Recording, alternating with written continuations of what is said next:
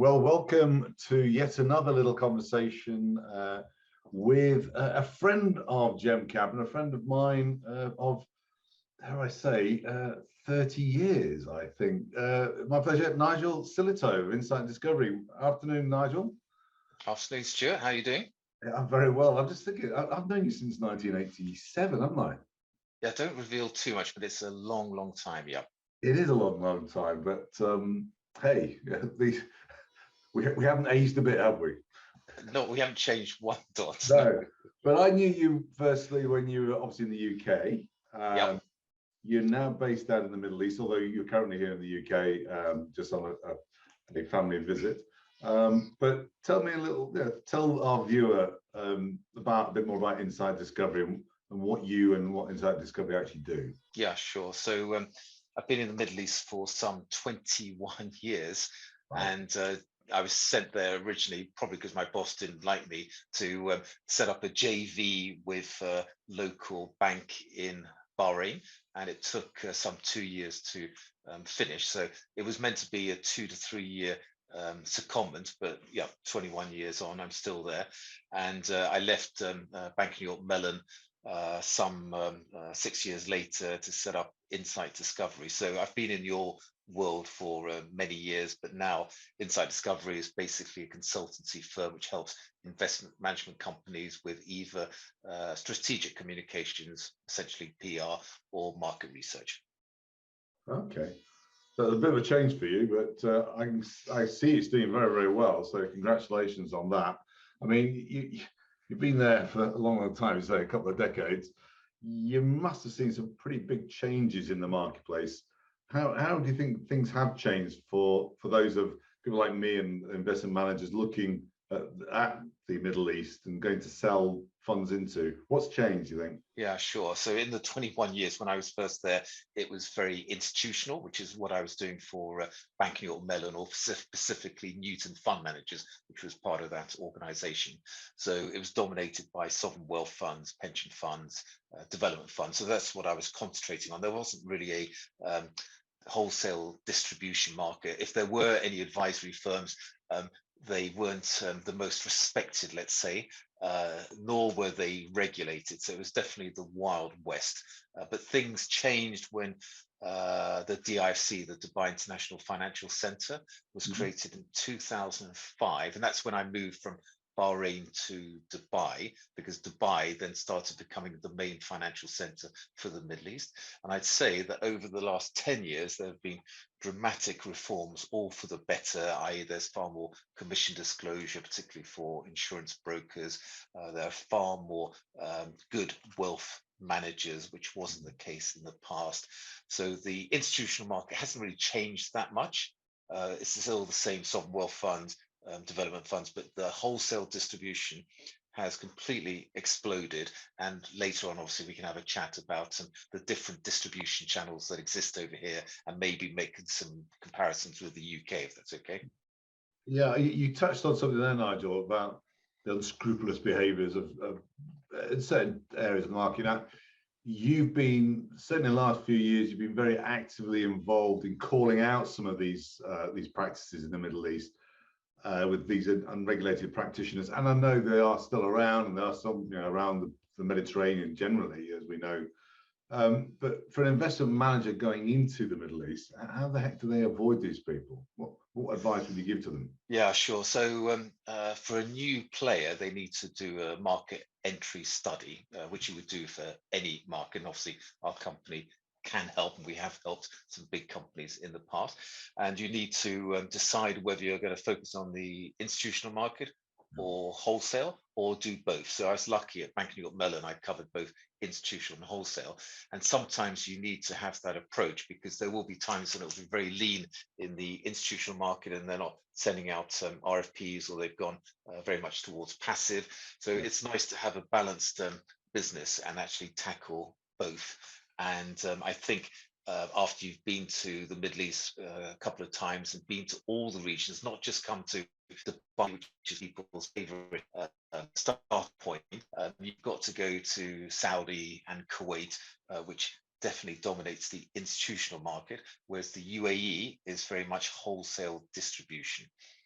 And Okay. it's a very opaque market, which is why, to be honest, our business has been pretty successful over the years, because it's very difficult to find out who the players are, Yeah. whether it be institutional or private banking or regulated advisory firms. But as you say, there are some unscrupulous firms that spend a lot of money on social media or advertising who aren't regulated anywhere in the world.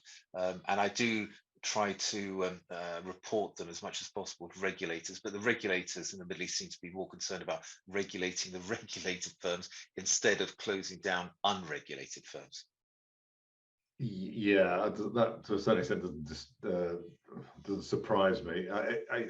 It's one of those challenges though. You're going into a market. I don't know the Middle East at all, really. I remember going over there probably 10 years ago, 12 years ago, and going into the DIFSC and to the what I call the coffee shop area and waiting for people to walk by and hijack them as they walk by for meetings. But you did a survey recently. I think was it out last week? A recent survey on wealth managers in the region and other financial advisors. Is that something you came out last? Yeah, we've kind of hinted at some of the headline results. This is from my Yeah. annual project called Middle East Investment Panorama, Okay. where we tend to interview the CEOs and fund selectors. Okay, so is there any? Obviously, I know the UK market, like I know it like the back of my hand, and the European market as well. But is there any real big difference between traditional markets? I use that word carefully, like the UK and the Middle East. Is there a different way of approaching those markets? Yeah, I think in the Middle East, you need to be on fund platforms. So, for full disclosure, I do the PR for RL360 in French Provident, for example. But there are other insurance companies like Zurich, MetLife. So, most of the big international life companies are very active in the Middle East with pension plans or long-term savings plans. So, I'd say a lot of the insurance brokers tend to use insurance products which then access funds. And the insurance brokers, of which there are probably 65 in the UAE, firms that is, they're all regulated by the UAE Central Bank. And there's something called BOD 49, imaginally called Board of Directors 49. So this is some new legislation which enforces commission and fee disclosure. So that's a positive development. And then you've got these wealth managers who are largely regulated by the DFSA, which is the regulator for the DIFC that you referred to earlier. There aren't many firms at the moment. There are probably about 10, but that's growing in number. And then you have other financial advisory firms regulated by ESCA. So you've basically got 3 different regulators, or 4 if you include Abu Dhabi Global Markets, in the UAE alone, which is why it's quite a confusing market. But we've actually launched a new online portal recently, which lists all the regulated firms that are relevant to an investment management company looking to do business.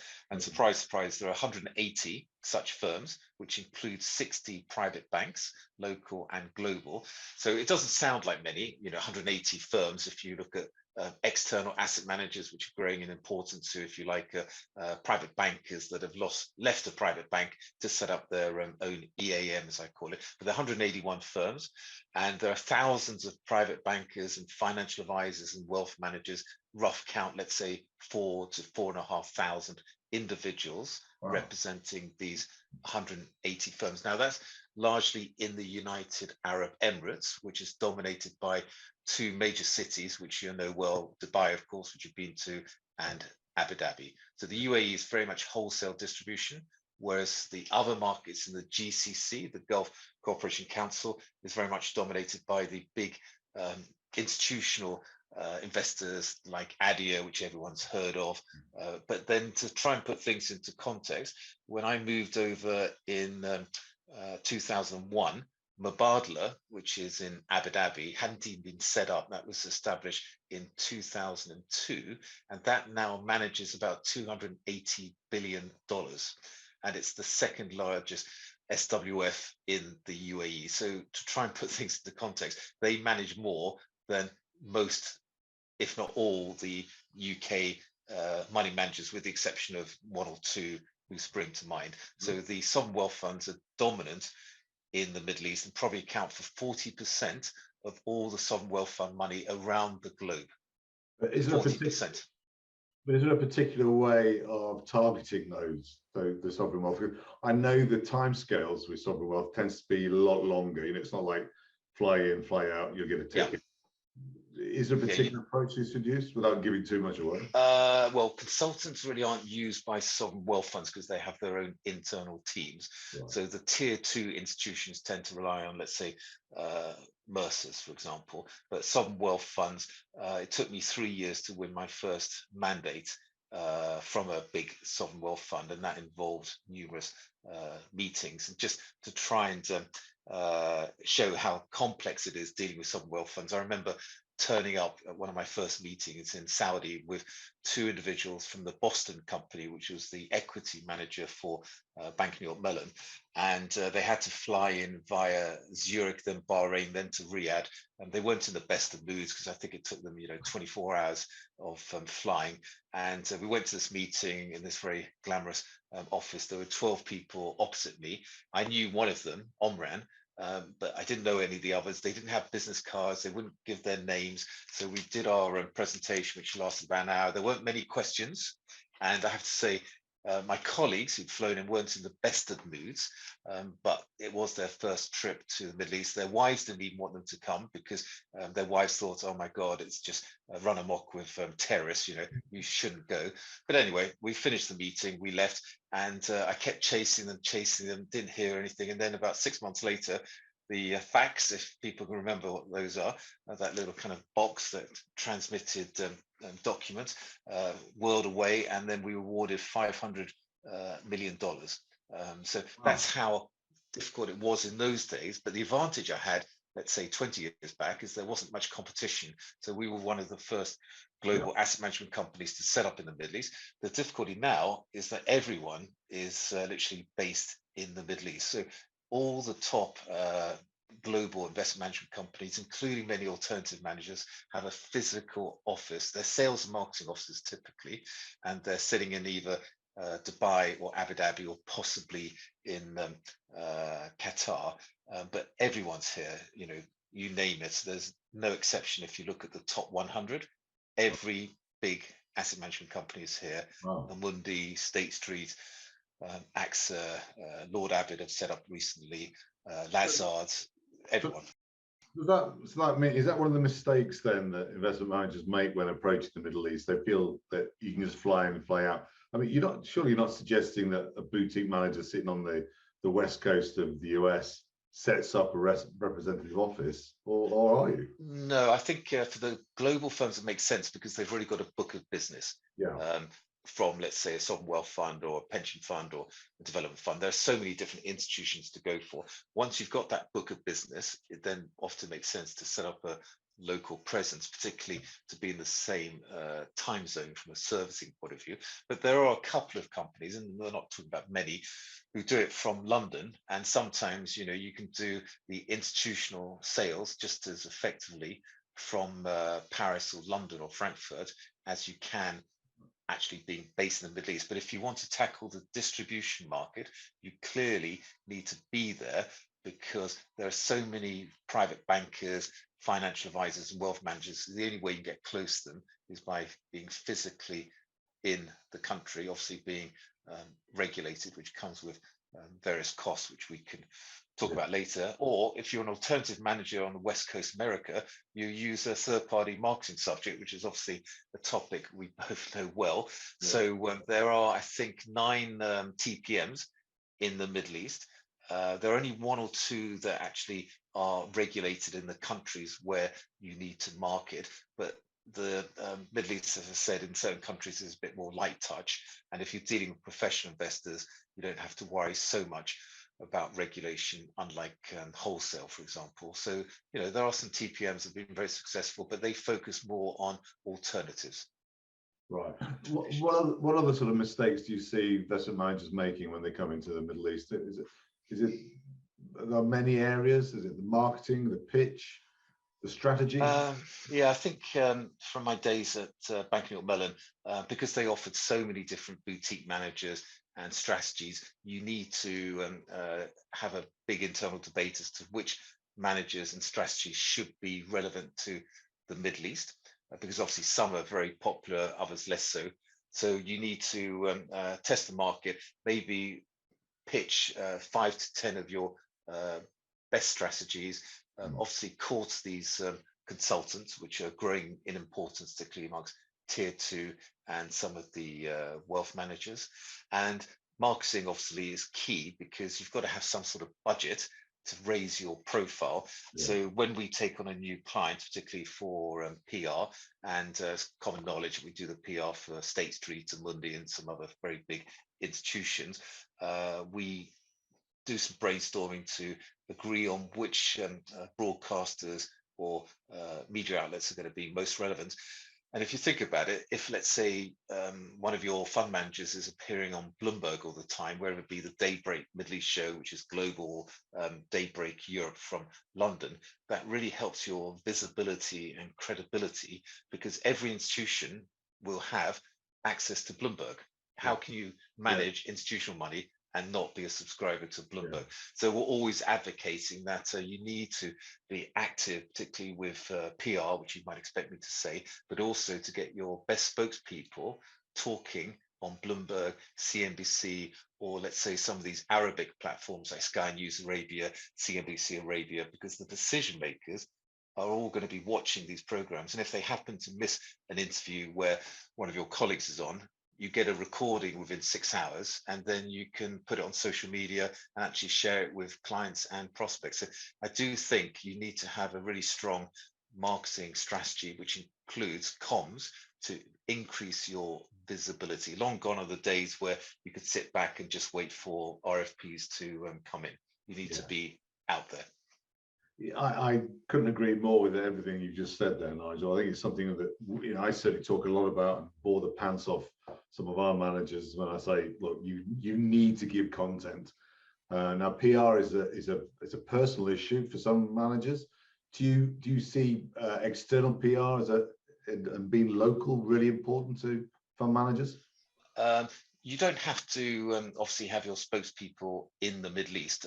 Bloomberg, who I know very well, they are happy to have guests from anywhere in the world, as long as the spokesperson is professional, media trained, has an interesting story, and they do prefer bigger brands, to be honest, and they want to see evidence that this person has been on Bloomberg or CNBC and has experience of doing live interviews using virtual Zoom tools or actually physically going into a studio in, let's say, Dubai or Abu Dhabi. So yeah, we get requests all the time from these guest producers who decide on who's being interviewed literally every day. And luckily, with the roster of clients we have, we always find someone who can talk about what's happening in Ukraine or oil price, but we have to pitch them in at the end of the day. You can't just pitch someone who hasn't had that past experience.